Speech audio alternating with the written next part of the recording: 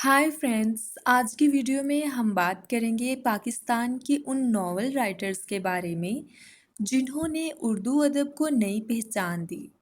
ये वो राइटर्स और अफसाना निगार हैं जिन्होंने अपनी लिखत से सोसाइटी के दुख सुख, मोहब्बत और हकीकत को अल्फाज दिए।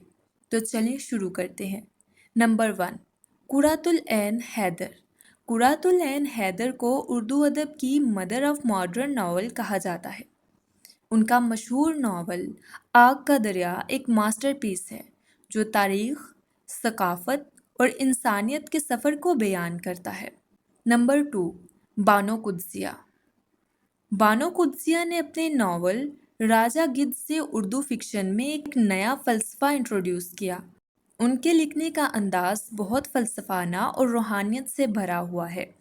वो इशफ़ाक़ अहमद की हमसफ़र भी थीं। दोनों ने मिलकर पाकिस्तानी लिटरेचर के लिए बड़ा नाम किया।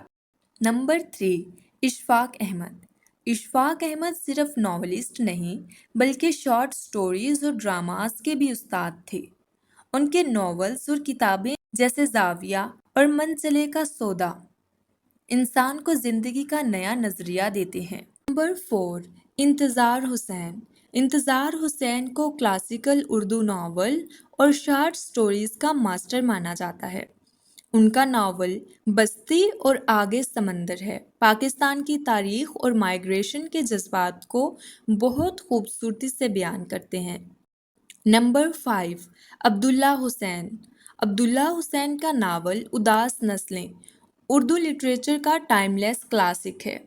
यह नावल पार्टीशन और उसके असरात को बहुत गहराई से देखता है।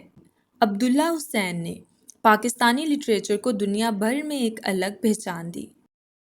तो दोस्तों, ये थे पाकिस्तान के 5 सबसे मशहूर नावल राइटर्स जिन्होंने उर्दू अदब को दुनिया भर में रोशन किया। आपको इनमें से किस राइटर का काम सबसे ज़्यादा पसंद है? कमेंट्स में ज़रूर बताएं और वीडियो पसंद आए तो लाइक और सब्सक्राइब करना मत भूलें। मिलते हैं नेक्स्ट वीडियो में। तब तक के लिए अल्लाह हाफिज़।